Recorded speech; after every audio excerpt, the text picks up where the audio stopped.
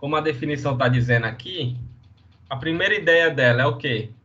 Movimentação, armazenagem, fluxo de produtos desde o ponto de aquisição de matéria-primas até o ponto de consumo final. E o fluxo de informações dessa questão do movimento e da armazenagem. O que é que isso significa? Vocês falaram que entenderam bem o conceito de matéria-prima e insumo, né? Então, a logística, de uma empresa, ela começa desde o momento que ela faz a compra dos fornecedores até o transporte que a transportadora faz dessa mercadoria para o chão de fábrica, a armazenagem dessa mercadoria, depois tirar essa mercadoria do armazém, colocar na linha de produção e, por último, entregar até o cliente. O que é que as pessoas costumam dizer que é logística? É só movimentar o produto de um lugar para outro. Isso não é logística. Isso é uma etapa da logística. A logística é movimentação, armazenagem, fluxo de materiais, estocagem e fluxo de informações. Então, a logística ela tem uma ideia de movimento. Ela tem uma ideia de transformação. Entenderam o que é logística?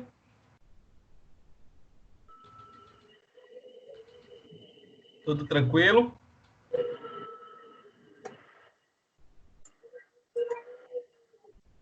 Tranquilo, professor. Então, vamos seguir. Então, na logística, como a gente pode ver, nós temos atividades primárias e temos as atividades de apoio. O que são as atividades primárias? São as atividades mais importantes para a logística, para o setor de logística. Aquelas atividades que é obrigatório o setor de logística ter responsabilidade, é uma atividade que vai fazer a diferença tanto para a empresa quanto para o consumidor. E quais são essas atividades primárias? Transporte, manutenção de estoques, processamento de pedidos. Vamos ver cada uma dessas. Transporte. O transporte, falando em termos de custo, de preço, de logística, de gasto, ele vai representar quase cerca de 60% de todo o custo que tem de logística. Armazenar um produto não é tão caro, estocar não é tão caro, mas movimentar ele de um lugar para outro é caro. Então, a maioria dos custos de logística que uma empresa vai ter é transporte. E por que existe esse custo de transporte? Porque não tem. Vocês vão ver que é muito difícil uma indústria, uma empresa, ela se localizar onde tem todos os fornecedores e onde tem todos os clientes. Aqui a maioria deve morar em Goiânia. Vão me falar que no caso da Jeep, da Fiat, é diferente. Que a maioria dos fornecedores estão lá. E aí eu vou dizer que é verdade. Porque isso é um que a gente chama de condomínio industrial. A empresa maior chega e localiza fornecedores ao redor. Mas os clientes da Fiat, eles não estão em Goiânia. Tem um ou outro que está em Goiânia. Mas tem cliente em Recife, tem cliente em João Pessoa, tem cliente no Rio Grande do Sul, lá no norte do país, Tocantins, Manaus, tem cliente até no exterior, a Fiat de Goiânia. Então, essa movimentação, ela sempre vai existir, não tem como, é impossível você trabalhar em uma indústria que não tem fornecedor de fora, cliente de fora. Só tem alguém com o microfone ligado, tá fazendo barulho, vou desligar o microfone rapidinho. Ah, foi, resolveu. Então, vamos seguir. Então, aqui, como eu estava falando, é impossível você ter uma empresa, uma indústria, e você localizar ela em um lugar que tem todos os fornecedores e todos os clientes. Então, esse gasto com movimentação sempre vai existir de alguma forma. E quais são os principais meios de transporte que nós conhecemos? Rodoviário, ferroviário, aeroviário, hidroviário e rodoviário. O que é o transporte rodoviário? Esse transporte que nós usamos os caminhões, que nós usamos as rodovias para fazer. Qual é a vantagem desse transporte rodoviário? O Brasil tem estrada cortando o Brasil todo, tem BR, tem rodovia estadual, rodovia de todo jeito. Então, de alguma forma, esse é o principal meio de transporte que nós usamos aqui no Brasil, porque tem a infraestrutura já praticamente pronta. E o que é o transporte ferroviário? É aquele que é feito com trem por ferrovia. Qual seria a vantagem desse tipo de transporte? Ele é barato, o combustível é barato e ele leva muita carga. Qual seria a desvantagem do transporte ferroviário? Como vocês podem perceber, aqui no Brasil nós não temos uma boa estrutura de ferrovias, não temos o hábito de usar trem e acaba que o transporte ferroviário ele é muito usado aqui no Brasil para transporte de minério, é mais para coisa grosseira, assim, coisa que não vai quebrar. Mas vocês vão ver que no mundo todo ele é usado. Nos Estados Unidos a ferrovia é muito usada. E o transporte aéreo, para que que vai servir?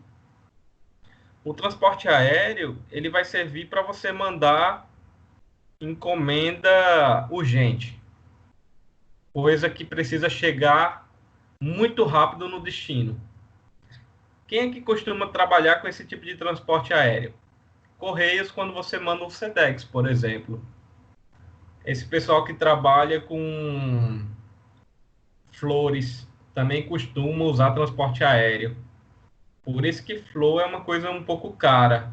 Nem todo lugar produz flores. Então, algumas vezes, dependendo do tipo de flor, ela veio de avião e acabou ficando cara por causa desse transporte, que é caro, o transporte de avião. Quais são as desvantagens do transporte aéreo? A gente não tem muitos aeroportos. É mais nas capitais ou em cidades de interior que tem a estrutura de uma capital. Por exemplo, a cidade de Campinas, em São Paulo, e outras cidades que a gente conhece que são grandes e estão no interior do Brasil. Transporte hidroviário. Quais são as vantagens? Um navio, vocês já devem perceber, já devem ter visto quanta carga ele consegue carregar. A carga que o navio carrega é a de muitos caminhões mesmo. E como ele carrega muita carga, acaba barateando o transporte. É o transporte mais barato de todos, é o hidroviário, porque ele leva muita carga e o combustível é barato. Qual é a desvantagem dele? Você fica dependente de um prazo muito longo. Então, algumas vezes você compra algo na China, ou na Índia, ou no Japão, e ele vem de navio. Quem daqui já comprou naquela Wish ou em algum outro lugar desse jeito, já deve ter esperado 3, 4 meses para chegar um produto. E o último transporte é o transporte por dutos. Não é todo mundo que fala dele, mas eu preciso falar porque não vou deixar passar em branco. Quem é que usa normalmente esse tipo de transporte?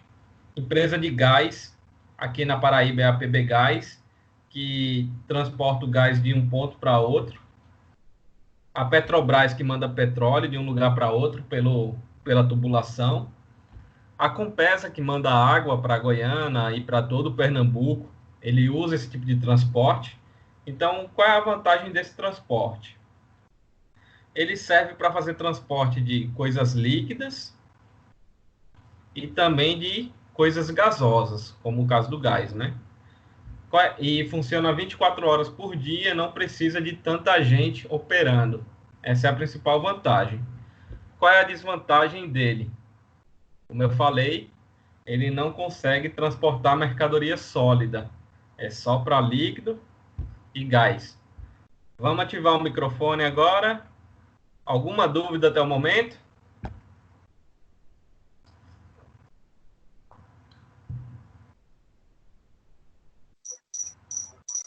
Não, nenhuma dúvida não. Até agora tudo tranquilo, né? Qual é a importância do estoque no mundo? Eu acredito que algum professor deve ter comentado do just-in-time ou de estoque zero, que estoque é gasto desnecessário.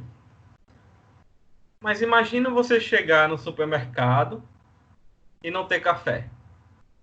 Imagina você chegar no supermercado, em vários supermercados, e não ter feijão. O estoque, a ideia dele para a fábrica é a mesma ideia do supermercado. A fábrica produz a mais um produto, porque em algum momento vai chegar o cliente e aí é só entregar o que ela tem de estoque. Essa é a principal vantagem do estoque. E aí, o que é que eu vou falar para os alunos, para vocês, como sugestão, como dica? Estoque é como remédio. Se você usa na dose adequada, se você usa na dose certa, ele vai funcionar, você vai ficar curado. Se você usa numa dose muito acima, você vai ter problema, você pode ter uma reação ou até mesmo ir para uma UTI. A questão do estoque, ele qual é a grande vantagem? Você consegue vender uma mercadoria já pronta sem ter que produzir. Qual é a desvantagem quando você trabalha com muito estoque? Você precisa contratar gente para ficar olhando o estoque, precisa construir um armazém para estocar, precisa ter toda uma infraestrutura logística para manter o estoque. Isso é gasto. O cliente ele não está disposto a pagar mais por você ter estoque. Então, estoque muita gente fala que é desperdício. E, na verdade, para a indústria é. Tipo, para a indústria, o ideal seria chegar o pedido agora, ela produzir no momento que chegou o pedido e entregar em breve. Mas não tem como fazer desse jeito. A não ser que você seja uma empresa como a Toyota. A Toyota ou a Fiat. Você compra o teu carro zero e aí eles te entregam em 90 dias, 60 dias, 30 dias. E como todo mundo faz isso, então não tem muito jeito de você ir contra isso. Mas a ideia do estoque é que vocês vão ter que trabalhar com isso na vida. Ele é gasto, muita gente diz que é desperdício, mas não tem como evitar. Então essa é uma função importante da logística. Manutenção de estoque, conservar o estoque, saber quanto estoque você tem que ter para conseguir atender os pedidos que chegam. E a última função primária da logística é o processamento de pedidos. É o quê? Seu cliente faz uma compra. Oi, alguém falou?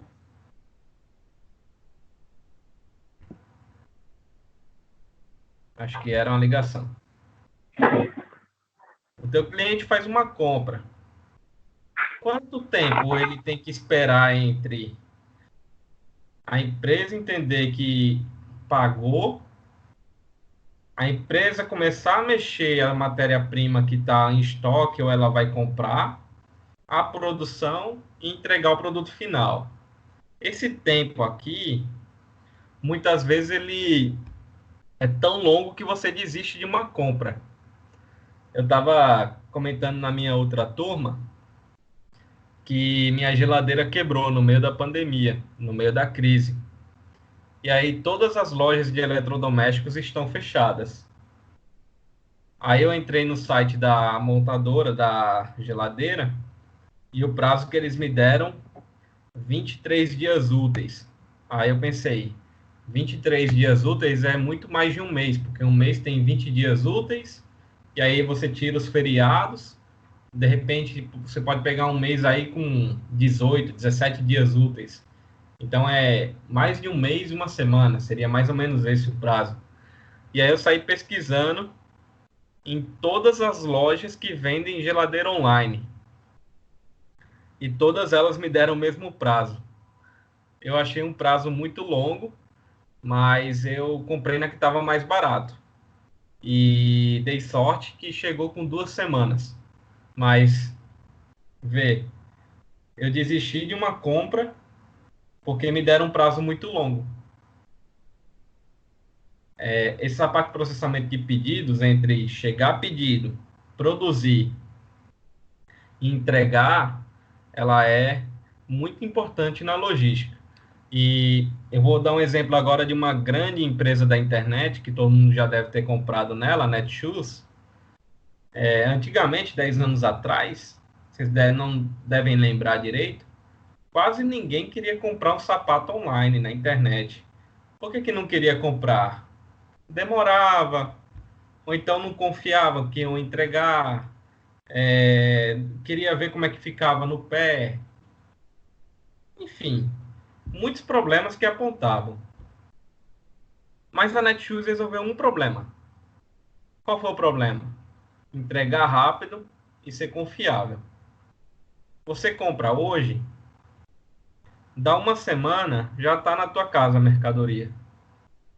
Então, esse tipo de agilidade e velocidade acaba ganhando muitos clientes. Hoje, acho que aqui em João Pessoa quase não tem loja física de calçados, onde eu moro, né? A maioria, quando quer comprar na loja mesmo, vai ao shopping ou então compra online, mas essas lojas assim de bairro quase não vejo mais. Mudou todo o setor de calçados. E aqui a gente tem as atividades de apoio. O que são as atividades de apoio? Elas servem para ajudar as atividades primárias a funcionarem. Quais são essas atividades de apoio? Armazenagem, manuseio de materiais, embalagem de proteção, obtenção, programação de produtos, manutenção de informação. Armazenagem, o que é? É o espaço necessário, é o armazém que a empresa precisa construir e guardar a mercadoria para manter o estoque. O armazém da empresa normalmente é muito grande. Quem daqui trabalha em empresa, em indústria, já deve ter visto o tamanho do espaço de um armazém que ocupa. Quais são os principais problemas que vocês vão encontrar para construir um armazém? O primeiro deles é onde a gente vai localizar o armazém da empresa. Em alguns lugares, o armazém, o pessoal chama centro de distribuição. Obviamente não é a mesma coisa centro de distribuição e armazém, mas a ideia é parecida. Para que serve o centro de distribuição? Para você colocar uma mercadoria perto do cliente, armazenar lá e enviar o mais breve possível para economizar tempo e dinheiro na logística. Então, a função de armazenagem, a primeira coisa é onde eu vou localizar esse armazém, onde ele vai ficar para ficar mais econômico o meu transporte de produto acabado, ou então para ficar mais econômico a minha compra de matéria-prima. Um outro problema que vocês vão ter que pensar na vida, quando vocês fizerem um armazém. Qual o tamanho que ele precisa? Quanto de área, quanto do terreno vai ser ocupado só para guardar material. Uma outra questão que vocês vão ver, o arranjo físico, que é a organização dos equipamentos, a organização do armazém, como é que ele vai ser posicionado cada máquina, cada equipamento, as pessoas e a tua matéria-prima e produto acabado. Como é que você vai organizar tudo isso? Recuperação de estoque, como é que você vai criar o procedimento para tirar um estoque do armazém. É uma coisa importante para vocês fazerem essa recuperação de estoque. Tem que ser padronizado na empresa isso aí. Por que tem que ser padronizado? Porque é importante. Em um lugar que não tem um padrão para você tirar o estoque, para você tirar uma mercadoria do armazém, pode ter muito furto, roubo. Então, o armazém e essa retirada, ela é importante porque você sabe quem pegou, quanto pegou e para que foi usado aquele estoque. Então, isso é muito importante se fazer. E por último, a configuração do armazém. Vamos seguir aqui. Manuseio de materiais. Como é que eu estou dizendo? Manuseio de materiais, muita gente pode confundir com transporte, mas não é. O manuseio de materiais é você pegar a mercadoria no teu armazém e levar ela para o chão de fábrica. Essa movimentação que você faz só dentro da fábrica. Não é a movimentação fora da fábrica. Na hora que a mercadoria sai da fábrica, a gente já chama de transporte.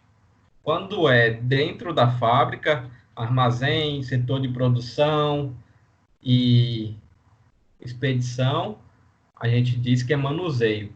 O que é o manuseio? Você vai transportar carga como? Esse transporte de carga vai ser manual? Você vai usar uma empilhadeira? Vai usar uma esteira? Quais são os equipamentos que vão fazer essa movimentação? O que a gente usa de equipamento para movimentar? Procedimentos para formação de pedidos e balanceamento da carga de trabalho. Vamos falar o que é isso. Como é que a gente vai fazer para gerar uma ordem para o departamento, para o pessoal de movimentação, retirar o produto do armazém e movimentar para os setores adequados? Cada setor tem que fazer uma ordem de pedido, fazer um pedido para movimentar a mercadoria. E balanceamento da carga de trabalho é você pensar em uma carga de trabalho que a máquina e as pessoas consigam realizar sem gerar problemas para a empresa. Na minha turma de distribuição física, tem um aluno que trabalhou na Klabin, ele operava uma empilhadeira e ele quebrou uma pilastra. A carga de trabalho você tem que ver se o trabalho que está sendo feito nesse manuseio desses materiais é possível ser realizado. Então, algumas vezes, vocês vão ver que o operador está pegando muito peso. Quando vocês virem um trabalhador pegando muito peso, pode ter certeza que tem alguma coisa errada. Não é para uma pessoa só pegar muito peso. Ou é para dividir a carga entre mais de uma pessoa, ou então é para ser usada uma máquina. Embalagem. Para que vai servir a embalagem? Proteger o produto durante o transporte. Aquela caixinha que vem o perfume, ela tem a função de proteger a mercadoria enquanto ela está sendo movimentada. Então, uma boa embalagem, ela vai facilitar, vai evitar as quebras desse produto no transporte e também vai facilitar o quê? O empacotamento. Vocês já pararam para pensar que a maioria das embalagens são quadradas? São em formato de caixa? Por que elas são em formato de caixa? Porque a caixa é o depósito que a gente usa para colocar as mercadorias. Então, se a gente faz em formato de caixa, a gente consegue colocar mais mercadoria dentro dessa terceira embalagem e facilitar o transporte. E aí ela facilita também manuseio e armazenagem. Vamos seguir. Obtenção. O que é isso? Isso é importante. Você tem que saber quem são os teus fornecedores, quem são os possíveis fornecedores da empresa, quem são as empresas responsáveis por entregar nossas matérias-primas. Por que esse cara é importante? Porque quando você tiver um fornecedor de um produto ruim, de baixa qualidade, você não vai conseguir entregar um bom produto. Você pode ter uma logística boa, pode ter transporte bom, armazenagem bom, tudo bom. Mas você comprou material ruim, não tem como você fazer um produto bom. É impossível. E aí, quando você pega um fornecedor que entrega um produto de baixa qualidade, você acaba comprometendo a qualidade do teu produto. Então, a primeira coisa, saber quem são teus fornecedores, conhecer quem são os bons, quem são os ruins. Depois que você conhece os fornecedores, o que é que você vai ter que fazer? Quanto eu vou precisar? Qual é a quantidade que eu vou comprar? E de quanto em quanto tempo eu vou comprar essa mercadoria. Eu vou comprar parcelado? Eu vou comprar à vista? Se for à vista, eu tenho desconto? Porque se eu não tiver desconto, não tem tanta vantagem em comprar à vista, né? Para a empresa, não. É melhor comprar parcelado, se ela puder, se é o mesmo preço. Então, aqui, essa questão de quem são os fornecedores, quanto eu vou comprar, fazer a programação dessas compras, de o período, de quanto em quanto tempo, e como é a forma de pagamento que eu vou fazer. Programação de produtos. Quem daqui é de indústria, já trabalhou em indústria, ou até numa padaria, sabe. É você programar a produção para em qual período, em qual turno, em qual hora eu vou produzir o lote que eu vou entregar para o pessoal do Sudeste. Em qual período, em qual hora eu vou produzir o produto para entregar o lote para o pessoal do Tocantins. É você fazer uma programação da tua linha de produção para você produzir e entregar. E também escolher quando e onde deve ser fabricada a mercadoria. E por último, a manutenção de informação é o quê? Isso eu vou falar para vocês hoje e talvez até o último dia do curso, se vocês me encontrarem, vocês vão ouvir a mesma coisa. Tudo tem que ser avaliado, tudo tem que ser medido. Se você não tem informação de como está funcionando o teu sistema logístico, você não tem informação de resultados, metas, média, você não consegue avaliar se a tua empresa está indo bem ou se está indo mal. Então, você tem que ter um meio de conseguir ter essas informações, de prazo, de satisfação do cliente, nível de serviço, para saber se você está bem em relação ao concorrente ou não. Porque se você estiver abaixo do concorrente, você vai ser engolido. É isso que acontece na vida da empresa. Quando ela não consegue ficar no mesmo nível do concorrente, ela acaba sendo engolida. Até aqui, pessoal. Atividades primárias, secundárias. Ficou alguma dúvida? Podem ativar o microfone e tirar alguma dúvida, caso tenha. Ou fazer algum comentário da matéria.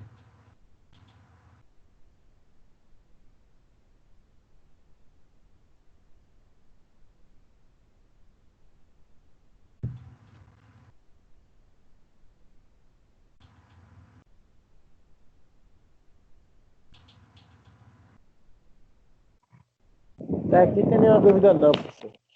Aqui nenhuma dúvida, até aqui tudo tranquilo, né? Então vamos seguir.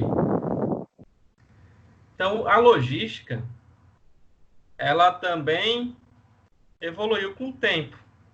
Antigamente, o que acontecia? O que a gente imaginava que era a logística? Era você pegar comida do campo, do sítio, da fazenda, e levar para a cidade. Antigamente, a logística era você transportar a mercadoria do campo, que não para a cidade. Por que era só isso? Porque esse hábito que a gente tem de morar numa cidade é coisa nova. É coisa desse século, é coisa dos últimos 100 anos. A nossa população, a nossa civilização, se você for olhar, ela sempre teve o costume de morar onde tem comida, para plantar, colher e se alimentar. Ou então matar algum bicho e se alimentar. Então, no caso aqui, o campo, essa primeira fase da logística, era só pensar em como é que nós vamos transportar a comida do campo para a cidade. E a segunda fase? Aqui a gente já está evoluindo, já está nos anos 40. Ela pensa em abastecer, armazenar e distribuir. O que é que significa isso? As fábricas já estão aumentando o número de clientes. nós já estamos morando na cidade. Tudo que a gente está comprando hoje, de alguma forma, passou por alguma fábrica. Então, aqui já é o quê? Comprar matéria-prima, guardar a matéria-prima e distribuir produto acabado. Então, nessa fase, a logística era comprar, abastecer, né? Comprar e repassar, comprar matéria-prima e repassar produto acabado, armazenar e distribuir nossas mercadorias. E aqui a gente já começa a ver uma integração das atividades. Porque o pessoal da logística, muitas vezes na indústria, eles acham que não tem relação com os outros departamentos. O pessoal da área de transporte. Mas tem, porque você precisa saber o que o pessoal de compras fez. Também precisa saber o que é que o setor de produção precisa de material. E também precisa saber o que o pessoal do transporte tem de veículo disponível, tem como transportar. Então, a logística aqui hoje, elas já são vários departamentos ligados, na década de 60, né, no caso. Então, você já vai ter que ver o pessoal de compras, produção e distribuição trabalhando juntos aqui. Porque a logística, no fundo, ela é isso. Ela é a união dessas áreas. Você precisa saber como é que funciona o setor de compras, quem são os fornecedores, como é que paga, qual é a avaliação do fornecedor deles. Precisa saber o que o pessoal de produção precisa, de quanto em quanto tempo eles precisam de material, de quanto em quanto tempo eles conseguem entregar esse produto. E o pessoal de distribuição qual é o prazo que o nosso cliente tem para receber a mercadoria dele. Então, temos essas 3 fases aqui. E agora temos mais uma. Quem daqui já ouviu falar que o cliente tem sempre razão?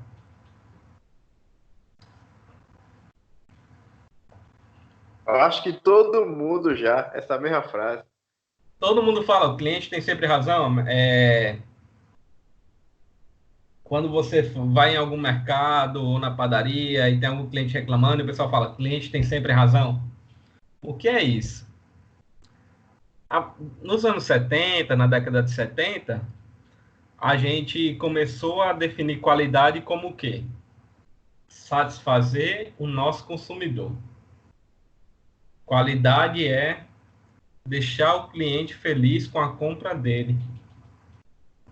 Então, a partir desse momento, a gente tenta sempre deixar o cliente satisfeito. Então, aqui nessa fase, é o quê? É você conseguir estruturar a tua logística, as tuas funções logísticas, para deixar o cliente satisfeito. Hoje, muita dessa questão logística que a gente vê é voltada para o e-commerce.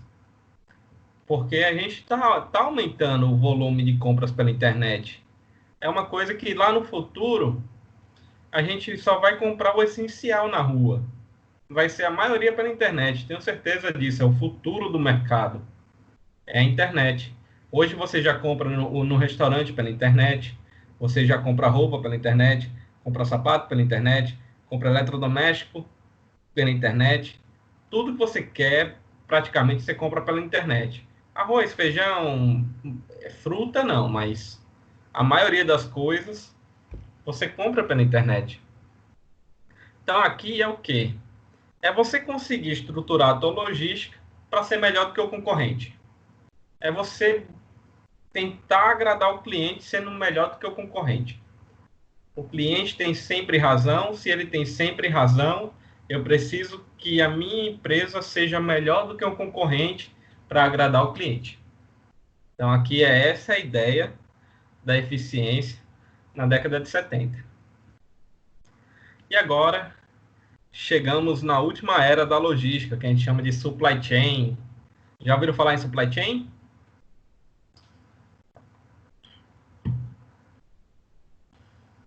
Cadeia de suprimentos.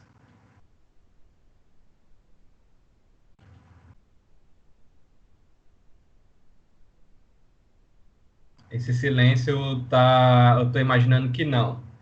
Então, eu vou definir o que é a cadeia de suprimentos. E se não entenderem, perguntem de novo.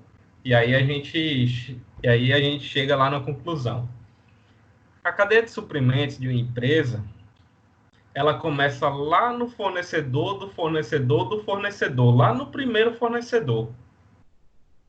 Aí vem transportadoras, o outro fornecedor, depois outra transportadora, aí um cara que transformou esse produto aqui, depois outra transportadora, a nossa empresa, outra transportadora para frente, e lá no final, o cliente final, o usuário.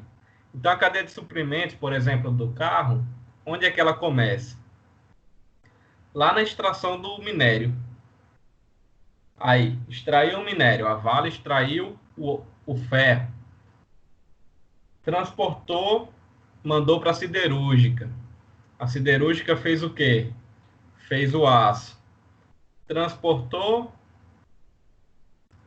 aí o aço chega na, na montadora. Montadora faz o chassi do carro. Aí você tem que olhar um outro fornecedor, que é o quê? Pneu. Só que não existe pneu na natureza. Aí você tem que olhar que teve que extrair a borracha lá no começo. Borracha, transporte, transforma a borracha, transporte, faz pneu, encaixa lá no chassi. Então aqui a ideia da cadeia de suprimentos é você saber todo mundo que de alguma forma trabalha para a realização do teu produto. Não só esses fornecedores que você compra no momento, até o cara antes desse fornecedor. O primeiro, lá o começo, o primeiro de todos. Entenderam esse conceito de cadeia de suprimentos? É um processo que puxa o outro, que foi a fabricação, né? Como é? Não é só a fabricação, são todas as empresas envolvidas aqui, desde o fornecedor lá, o primeiro que vai extrair, no caso, eu dei o exemplo do carro, vou falar o cara que vai pegar o minério de ferro na natureza. Imagina a Vale lá, um trator, pegando minério. Aí a Vale coloca a mercadoria dela numa ferrovia e vai transportar. Aí já é outra empresa que está transportando. Aí depois vem a siderúrgica, que o ferro não é o chassi do carro, é o aço. Aí a siderúrgica vai transformar o ferro em aço. E aí depois o aço é transportado para montadora. Aí você tem que imaginar todas as empresas envolvidas para você conseguir fazer o teu produto. Essa é a ideia. Todas as empresas e pessoas envolvidas. Até você fazer o teu produto e entregar ele para o cliente final. Porque algumas vezes você não vai trabalhar entregando o produto direto para o cliente final. Se você fornece um motor para o carro Fiat, o teu produto não é o produto final. O produto final é o carro. Então você é um fornecedor da Fiat e a Fiat que manda o produto final para o usuário final. Então aqui a cadeia de suprimentos hoje, por que eu estou falando dela? Por que é importante você conhecer isso? Porque hoje é o que tem de mais moderno na logística. É você conseguir coordenar aqui, é você conseguir gerenciar todas essas empresas para não faltar material na tua, para você ter produto de boa qualidade e para você conseguir entregar a tua produção no tempo certo, na qualidade certa, do jeito certo. Então, a era da supply chain é a era do todo mundo faz parte da minha empresa. Todos os fornecedores são importantes, todos os clientes são importantes.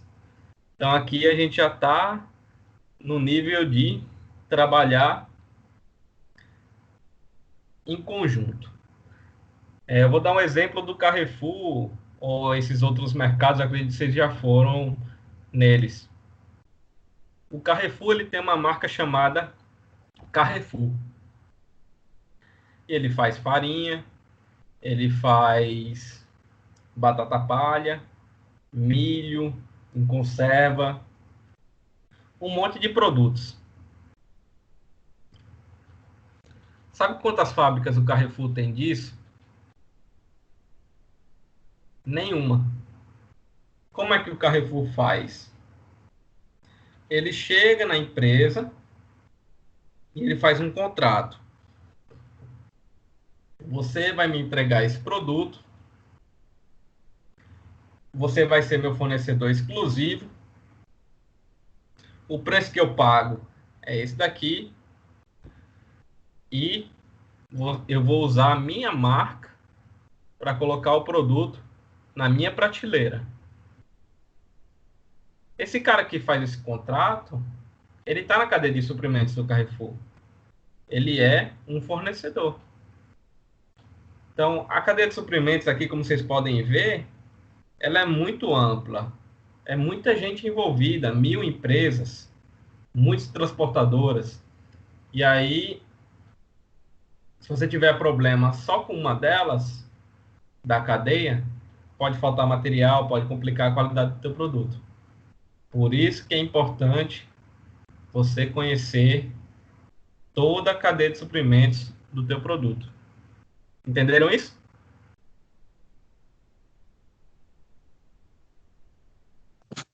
Positivo. Professor, Pronto, vamos seguir.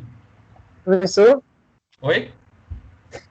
eles cobram, ele paga para colocar a marca nas embalagens, né? Na verdade, a empresa ela vende toda a produção dela e o Carrefour bota a marca dele. A marca do produto é Carrefour. Tipo, ele compra a produção do cara e bota lá o nome dele e vende pelo preço que ele quer. É assim que funciona nesse caso. Entendi. Então Ok. aqui, ó, uma coisa que vai afetar a logística que a gente vê que já acontece no mundo. Todo mundo já ouviu o nome globalização, já ouviram?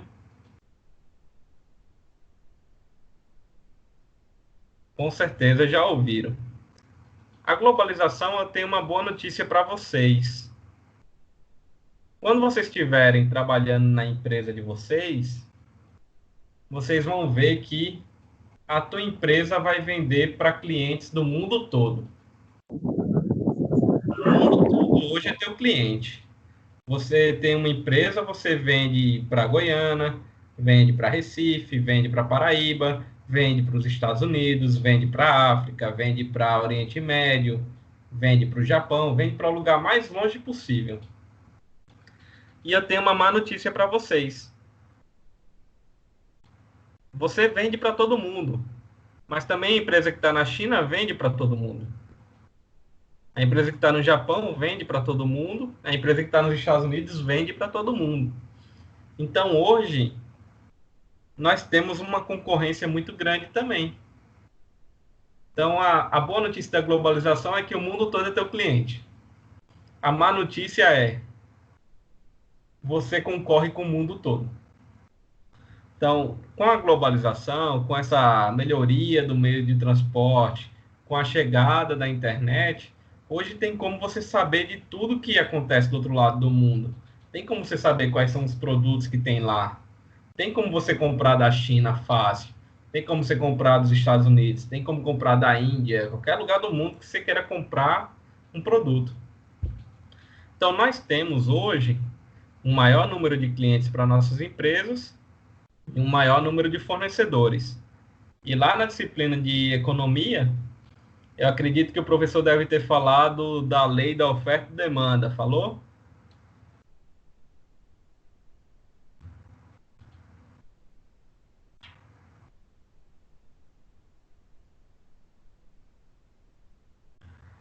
E aí, pessoal? Lei da oferta e demanda, lembram? Reforce aí ao aprendizado que a gente para relembrar. O que é oferta? É tudo, Não, é não, toda isso aí aquela foi passado pra gente. mercadoria, é toda aquela mercadoria que a empresa coloca à venda. E o que é a demanda? São todas as pessoas que querem comprar aquela mercadoria. Então vamos lá. Isso aqui é bem fácil de ver. O que acontece quando tem muito tomate no mercado? Acaba sendo mais barato. O preço, ele fica mais barato, né? O preço vai lá para baixo. Isso. E o que acontece quando tem quando tem pouco tomate no mercado? O preço aumenta. Então aqui, ó, esse aumento de fornecedores, qual é a vantagem? Tem muitos fornecedores no mercado. Para vender para a tua empresa, tem muita gente interessada. Com esse tanto de gente interessada, o preço, ó, mais barato da mercadoria. Quando tem pouca gente, quando tem pouco fornecedor, o preço é ele que diz. Quando tem muitos fornecedores, o preço é o que a competição diz. Então, esse aumento do número de clientes e fornecedores é uma coisa boa, mas traz um desafio de logística aqui. Qual é o desafio? Como é que eu vou entregar tanta mercadoria? Como é que eu vou receber tanta mercadoria? Qual é o procedimento? Qual é o padrão? Quais são os dias que eu recebo? Quais são os horários? Quais são os documentos que eu preciso fazer para receber mercadoria, despachar mercadoria? Isso é um desafio. Um outro desafio é, como eu falei, nós temos muitos pontos de venda hoje. Você vende mercadoria para o mundo todo. Qual é a quantidade que eu vou mandar para a China? Qual é a quantidade que eu vou mandar para São Paulo? Qual é a quantidade que eu vou mandar para o Tocantins? Quanto eu vou mandar para o Sul? Quanto eu vou mandar para Manaus? Então, qual é a quantidade que cada lugar vai receber meu produto? E qual é o prazo que cada lugar eu vou dar para entregar meu produto? Porque não se engane, a gente acha que aqui no Nordeste tudo é demorado para chegar quando a gente compra, mas se você mora no Norte, dobra o prazo. Então aqui, esse ponto de venda é você saber qual a quantidade que você vai colocar em cada praça, em cada mercado, e qual é o lugar que você vai fornecer. E aí outro desafio que chegou agora, você vai ter que andar muito para entregar alguns materiais. Você vai ter que produzir aqui em Goiânia, entregar o teu veículo lá na Europa. E aí, como é que a gente vai fazer para entregar um veículo produzido no Brasil lá na Europa? Eu vou dar uma opção para você. Alternar os modais? Isso. Você vai produzir aqui em Goiânia, e aí você vai colocar teu carro numa cegonha e vai transportar para um porto. Nesse porto, você coloca teu carro no navio e aí você leva dessa forma. Mas você tem uma outra opção. Você pode colocar o teu carro na cegonha e colocar o teu carro dentro de um avião de carga. Vai ficar caro, mas é uma opção. Então, essa distância percorrida, esse aumento da distância, você se vê obrigado hoje a pensar em muitos meios de transporte, muitos modais de transporte, caminhão, navio, ferrovia, e aí você vai ter que ligar todos esses modais aqui e saber um prazo adequado para prometer para o cliente. Porque nada é tão frustrante quanto você prometer um prazo, a tua empresa prometer um prazo, prometer uma data e não entregar. Ou então entregar e entregar errado. Isso é muito frustrante para o cliente. E aí ela já perde um cliente para o futuro, pode ter certeza. E aqui esse último tópico, eu já acabei já comentando. A gestão do transporte hoje é mais complicada, porque você tem vários modais, você tem vários tipos de transportes trabalhando ligados. O prazo para eu mandar de caminhão para o porto são tantos dias. Aí do porto para o porto que eu estou mandando são mais tantos dias. Aí nesse porto, qual é o prazo para descarregar o navio e qual é o prazo para chegar o caminhão, pegar esse container e entregar para o cliente. Então, é muito mais difícil hoje essa gestão de transportes. Esses são os principais mudanças aqui no mundo que dificultaram a vida da logística. A boa notícia é que você tem mais cliente e tem mais fornecedor. A má notícia é que é mais difícil hoje. Incerteza econômica. Isso aqui é complicado. Por que é complicado? Olha, aqui no Brasil, vou dar um exemplo agora. No ano passado, o dólar valia R$ 3,80. Vocês já viram quanto o dólar vale hoje? R$ 5,90. André, mas eu não viajo para o exterior, minha vida não é tão assim impactada pelo dólar. Engano seu. Todos os equipamentos eletrônicos que a gente usa tem algum componente da China, ou então foi produzido na China ou nos Estados Unidos. O trigo que a gente compra para fazer pão é da Argentina, que vende em dólar. Então, toda vez que o dólar dispara, a população sofre. Então, essa questão da economia, desse problema que a gente vive hoje de economia já há uns 5, 6 anos aí, é muito difícil para uma empresa, para a questão da logística. Você não sabe quanto o cara vai comprar amanhã.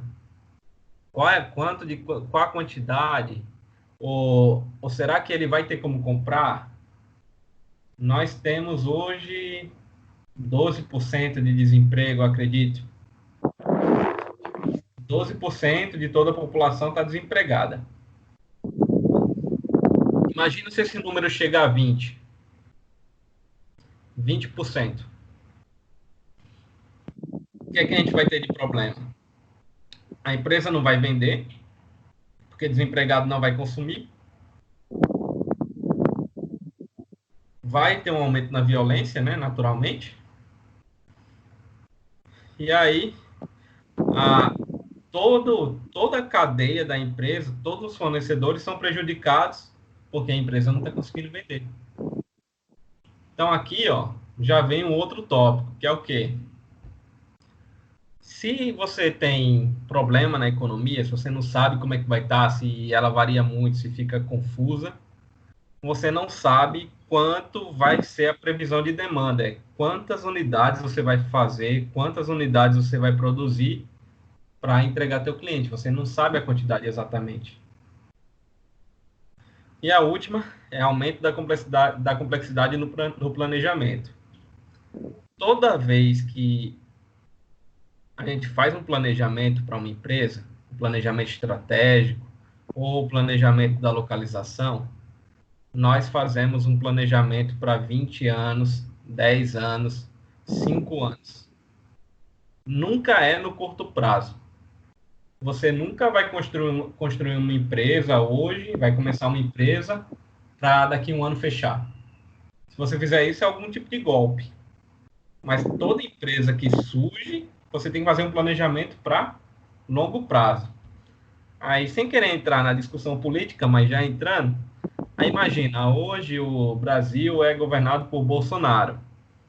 Bolsonaro, na plataforma de governo dele, diz o quê? O Brasil vai ser uma economia liberal, não vai ter tanto imposto, a gente vai facilitar a vida das empresas. Aí o eleitor brasileiro, daqui 4 anos, fala, não, a gente não quer mais Bolsonaro, a gente quer o PSOL. Vou ser extremo aqui, vou ser exagerado. Aí o pessoal diz o quê? É imposto em cima de rico, é imposto em cima de empresa, e o importante é o bem-estar do povo, da população, não dos ricos. Socialismo que não funciona. Já muda tudo. E se você observar aqui no Brasil, é assim que acontece a eleição. Não tem como a gente saber daqui 4 anos quem vai ganhar. daqui 3 anos? Pode ser que volte outro governo. Então, não tem como a empresa fazer um planejamento aqui de longo prazo sem pensar nessas questões de política. Hoje chega um, diz uma coisa, amanhã chega o outro, desfaz tudo, desfaz as promessas que o outro me fez, e aí a minha empresa não tem muito como se posicionar. Então, é complicado essa questão da economia.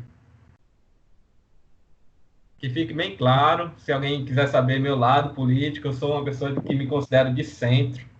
Eu acho que algumas coisas você tem que dizer sim, é desse jeito para o mercado, outras coisas você tem que dizer não, a população é o mais importante. Então, só para dizer que eu não fui a favor de um nem de outro aqui. Vamos seguir.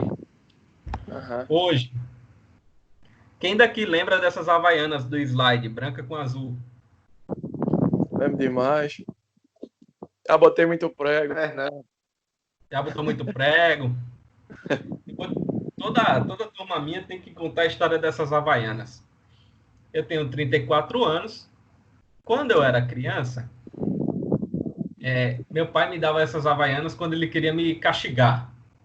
Meu chinelo estava ruim, aí eu tinha que comprar outro.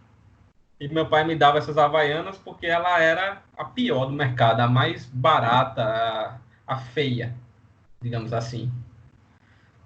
Porque na época, o que eu queria era a Raider do Seninha. Era a Raider. Tinha um monte de opções. Mas o que aconteceu com a Alpargatas, que é a fabricante da Havaianas? Ela aumentou as possibilidades de Havaianas. Hoje você compra Havaianas de R$ 20. Se você tiver R$ 100, deve ter alguma Havaianas que custe R$ 100. Diversos modelos, diversos formatos. Não é mais essa tirinha fina aqui que corta meu pé. Então, as Havaianas, hoje, têm uma enorme quantidade de produtos. Como é que isso vai dificultar a vida da logística, do pessoal da logística? Quanto de cada produto o meu cliente quer? Quantas Havaianas branca com azul o meu cliente quer? Quantas Havaianas coloridas de R$ 100 o meu cliente quer? E quantas Havaianas do Mario o meu cliente quer? Com estampa do Star Wars, dos Vingadores aí do filme, enfim. Então, essa questão da proliferação de produtos é o quê? Hoje não existe mais empresa que vende só para pobre e nem só para rico. O ideal da empresa é o quê? É ter uma linha de produtos que ela vai vender para a classe A, B, C, D, até a classe E. E falando em classes assim, quem é classe E? Classe E é aquele cidadão que não tem condição de comprar nem as Havaianas de R$ 20. É aquele que é muito pobre mesmo. É aquele cidadão que é muito pobre, abaixo da linha da pobreza. E quem é o classe D? O classe D também é pobre, mas é aquele funcionário que é um operário, ele ganha um pouco abaixo, ele ganha um salário mínimo, um salário e meio, por aí. Esse é o classe D. E o classe C? O classe C é a maioria das pessoas que vocês vão conhecer aí. É aquele cara que tem um carro financiado, tem uma casa financiada, no Minha Casa Minha Vida, tem um emprego, ele faz um planejamento para viajar para os Estados Unidos e aí ele acaba viajando para Santa Catarina porque o dinheiro não deu. Esse é o cara classe C. O classe C é um indivíduo que está no meio ali, aquele cara médio mesmo, que tem um emprego médio, que vai dar alguma condição para ele comprar uma coisa ou outra. E quem é o indivíduo classe B? Ele é acima do C na hierarquia no dinheiro. Ele também compra um carro financiado, mas ele não vai comprar um Celta financiado. Ele não vai comprar o meu carro financiado, que é um Siena. Ele vai comprar um Renegade financiado. Ele vai comprar um Jeep Compass. ele é dono de uma casa, ele tem um emprego que paga bem. Esse é o classe B. Aquele cara que tem mais acesso às coisas, ele consegue ir para os Estados Unidos, ele consegue ir para a Europa todo ano? Não. Ele consegue, se ele planejar direitinho, daqui 2 anos ele vai para a Europa, aí depois ele dá uma segurada no dinheiro, aí daqui 2 anos ele vai para a Argentina, aí depois ele vai para os Estados Unidos, mas classe B é isso. É o que a gente chama classe média alta. E quem é classe A? Classe A é o que a gente chama de rico. É Neymar, é o chefe executivo da empresa, o diretor da empresa, que ganha 50 mil por mês, 100 mil. Esse é o classe A. Ou seja, aquele cidadão que não tem problema de dinheiro de jeito nenhum. Se ele quiser viajar todo mês, ele vai. Então, esse é o classe A. Classe A não sabe nem o que é a palavra consórcio nem financiamento, não conhece. Então aqui, as empresas que existem hoje, as empresas competitivas, vocês vão ver que elas fazem produto para o cara médio, para o cara pobre, até o cara classe A. Porque o classe C, a Fiat, ela faz o quê? Ela consegue fazer o Fiat Mobi, que é aquele carro barato. Você chega, coloca lá financiado, paga 400, 500 reais por mês, e aí você tem um carrinho. E o classe B eu já falei o que é que ela faz. Ela faz o Renegade. É um carro aí de 70 mil até 100 mil, mais ou menos. E para quem é o classe A? Fiat Toro Ultra, 165 mil reais. Isso é um carro de pessoa rica. E tem carros mais caros aí também. Você pegar na linha da Jeep, tem o Wrangler, tem outros aí. Então, hoje, a empresa da gente, para ser competitiva, você não pode mais fazer aquela coisa de eu só vendo para rico, eu só vendo para pobre. Não funciona. Você tem que ter produto para agradar todo mundo. Qual é a grande vantagem de vender para pobre? Vou ensinar aqui para vocês. Qual é a grande vantagem que a empresa vem vender para pobre? A maioria do mundo é pobre. Então, quando você tem produto que vende para pobre, a maioria vai comprar. Você vai ganhar pouquinho de dinheiro em cima do produto, mas você vai vender para muita gente. E aí, no final, você consegue ter uma receita boa. Qual é a vantagem de vender para rico? Rico não olha muito para preço. Se você está ganhando 50% em cima do teu produto e ele gosta do teu produto, ele paga. Agora vamos ver a desvantagem de cada um. Qual é a desvantagem de vender para pobre? E sempre ele está disposto a comprar. Ele quer comprar, mas não tem o dinheiro. Essa é a principal desvantagem de ter produtos baixa renda. E qual é a principal desvantagem de vender para rico? Muito exigente e muita gente quer vender para rico. Concorrência é muito alta e o cara é muito exigente. Então vamos lá ver aqui os desafios. Então aqui o mercado consumidor hoje é mais exigente, o cliente é mais consciente. Ninguém daqui que está na aula vai comprar um computador ou uma TV que não tenha garantia. Ou então vai comprar aquele computador, aquela TV que tem 1 ano de garantia, deu 1 ano e 1 mês, ela quebrou. Ninguém aqui vai comprar. Então aqui, hoje o cliente ele é muito mais exigente porque ele tem muitas opções. Esse segundo já deu exemplo que muitos produtos diferentes, muitas classes diferentes para atender. Aí aqui vem a dificuldade. Aumento de insumos e fornecedores. Tem muitas empresas oferecendo o mesmo material para você. Como é que você vai saber qual é a boa, qual é a ruim? Qual vai ter o material de qualidade? Qual vai entregar no prazo? Qual vai entregar na quantidade certa? Porque isso acontece ainda hoje. Você compra do cara 100 unidades de um produto, ele chega na tua empresa, ele descarrega 90. E aí você tem que se virar. Você tem que se virar com os 90.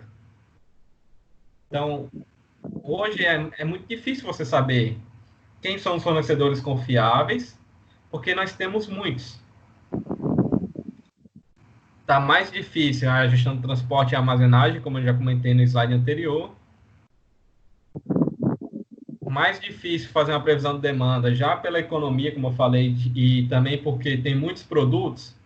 Aí, com essa quantidade grande de produtos, você não tem como saber exatamente qual é o modelo que você tem que colocar no mercado e qual é a quantidade. E aqui, por último, é a maior complexidade do PCP. Eu vou dizer para vocês o que é que significa o PCP. Planejamento, programação e controle da produção. Deveria ter mais um P, mas a sigla que ficou eternizado é PCP, que é Planejamento e Controle da Produção. Então, aqui o PCP, ele tem que saber o quê? Quanto de cada material eu tenho que comprar, em qual momento eu tenho que produzir, qual é o prazo que eu tenho, tem algum pedido em atraso, quem é o cliente, para onde eu vou mandar. O PCP ele funciona mais ou menos como o coração de uma empresa. É ele que dita o ritmo. É ele que dita o ritmo da produção, quanto tem que produzir, qual é o turno, qual é a mercadoria, em qual momento vai entrar no armazém para despachar essa mercadoria. Tudo isso é função do PCP. Ficou claro isso aqui? Sim. Vou entender como sim. E hoje, Professor? todo mundo sabe disso. A gente tem a impressão que esse bichinho aqui, que eu estou na mão agora, ele dura cada vez menos. Você compra um celular hoje, esse meu eu comprei em outubro do ano passado. Você já compra pensando quando é que você vai trocar. Não é verdade? Positivo. Você já compra um computador, uma TV, uma geladeira pensando no minuto que vai trocar. Porque esses produtos feitos hoje, eles são feitos para em algum momento, quando você estiver mais ou menos feliz com a marca, ele vai quebrar e você vai comprar outro produto da mesma marca. Esse computador que eu estou usando para dar aula, eu já tenho há 5 anos, é um computador Dell. Gosto muito dele. Ele já está com uns probleminhas aí, mas dá para ir usando até. Mas assim, eu sei que em algum momento ele vai quebrar aqui e eu vou estar muito feliz já. Porque o computador que você compra e dura 5 anos, ele ainda mantém um bom nível, é raro encontrar. Então hoje, o que a gente tem aqui? Nós temos produtos que duram cada vez menos tempo. E algumas vezes, esse celular, por exemplo, ele é desenhado, ele é produzido, e se a tua logística for demorada para entregar, esse produto já corre o risco de chegar ultrapassado no mercado. Então, hoje, como a inovação é muito rápida, você tem esse tanto de concorrentes aí, corre o risco de, por você ter uma logística ruim, você já colocar um produto velho no mercado sem ter vendido nada. Então, é um risco real. Então, hoje, a gente tem essa questão da obsolescência, que a gente chama. A inovação é muito rápida, você já compra pensando que em algum momento vai trocar e o concorrente vai lançar um melhor daqui 3 meses. Então, você não pode demorar. Aqui uma outra coisa que é desafio da logística. Logística reversa. Vocês já ouviram falar o que é? Sim. É você retirar produtos que são nocivos, normalmente ao meio ambiente, e levar para a tua empresa e descartar corretamente. Eu vou dar um exemplo de uma logística reversa que não é desse jeito, mas essa é meio que exceção. Quem trabalha desse jeito? Se você comprar a bateria de um carro num revendedor de bateria, ele vai pegar a bateria do teu carro e levar para ele. Porque, por lei, a fabricante o governo exige que a fabricante pegue aquela bateria, desmonte, reaproveite o que possa e descarte no lugar correto. Porque se você pegar a bateria e jogar em qualquer lugar, você pode contaminar o solo. Pilha, bateria de celular do mesmo jeito, bateria de computador do mesmo jeito, pneu você não pode descartar. Então tem que existir o quê? A empresa tem que pensar em como ela vai tirar essa mercadoria do meio ambiente, do cliente e descartar do jeito certo. Quem faz logística reversa e não tem um produto nocivo ao meio ambiente? Coca-Cola. A garrafinha de 1 litro que você compra de vidro, desde que eu me entendo por gente como é que ela funciona. Você chega com vasilhame na venda, entrega o vasilhame, paga e leva um vasilhame cheio para casa. E aí a empresa faz como? Um caminhão dela, ela retira esse vasilhame do mercado e ela leva para a fábrica dela, limpa o vasilhame e reaproveita. E isso é um exemplo de logística reversa de um produto que não é tão nocivo ao meio ambiente. E também hoje a gente tem uma necessidade de maior giro de estoques. Vender mais rápido o nosso estoque. Se livrar dele para ele não quebrar, para ele não ficar, não perder validade, para despachar logo. E aí, hoje as exigências dos nossos clientes. Primeira delas, como eu falei, o cliente exige um produto de vários preços diferentes. Eu gosto de celular da Motorola. Aí, se eu tivesse dinheiro, qual celular que eu vou comprar? Moto E. Se eu tiver com razoável, que é a minha vida, eu vou comprar um Moto G. Se eu tiver com muito dinheiro, eu vou comprar o que eles chamam de Moto One. E se eu tiver com muito dinheiro, eu vou comprar o Moto Z, que é R$ 3.000. O aparelho que eu falei, o primeiro, ele custa 600. O mais caro, ele custa mais de 3.000. Então, o cliente ele exige essa variedade da empresa. Ele exige que a empresa tenha muitos produtos para que ele possa escolher qual se adequa à melhor realidade dele. Então, isso é uma pressão que o cliente faz. E o que é que isso leva? Fica mais difícil você prever demanda, saber quanto vai colocar no mercado, qual é o prazo que vai prometer. Então, acaba afetando a logística isso. Pressão por entregas rápidas. Você compra na internet hoje, um dia você já está olhando se o cara despachou teu produto. Dá uma semana, você já está pensando que o cara atrasou a entrega. Você tem essa necessidade de entrega rápida, de comprar, pagar e chegar logo. Então, essa pressão por entrega rápida exige o quê? Exige que você tenha um bom sistema de armazém, um bom centro de distribuição e meios de transporte, uma logística de transporte eficiente. Pressão por consistências nos pedidos. Isso é importante. Você compra na internet. Você compra um celular Motorola Moto G8, pagou lá R$ 800, chegou para você um Moto G7. Você foi enganado. Você foi enganado pelo vendedor. Então, se você pagou por uma quantidade de produto, por um tipo específico desse produto, tem que ser a mesma coisa. Qualidade. Meu pai, ele tem uma história de falar que qualidade custa caro. Já ouviram falar isso? Sim.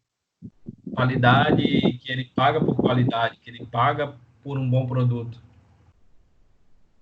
Mas todo cliente paga por alguma qualidade. mesmo o produto pior que seja que vocês estejam imaginando, ele tem alguma qualidade ao cliente. Mas só que o cliente ele não está satisfeito com essa qualidade. Ele sempre deseja mais. Porque hoje é muita competição que tem no mundo. São muitas empresas competindo. Eu sei que eu gosto de Motorola, mas eu já vi a chinesa, a Xiaomi, e ela tem um produto até acima do meu pelo mesmo preço. Eu só comprei o Motorola dessa vez porque meu celular quebrou urgente, tinha que trocar, não ia comprar na internet e esperar 2, 3 semanas sem celular. Não tem mais como viver sem celular.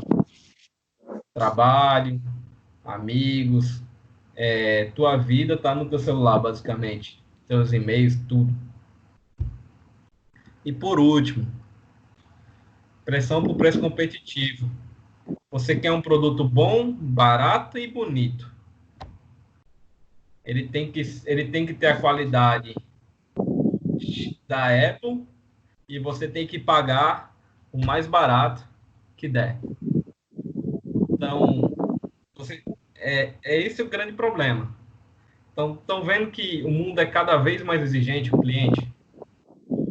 Ele quer ter muito direito e pouco dever também. Esse é um problema. Então, aqui são as questões e desafios da logística. De teoria, pessoal, de assunto. Por hoje é só.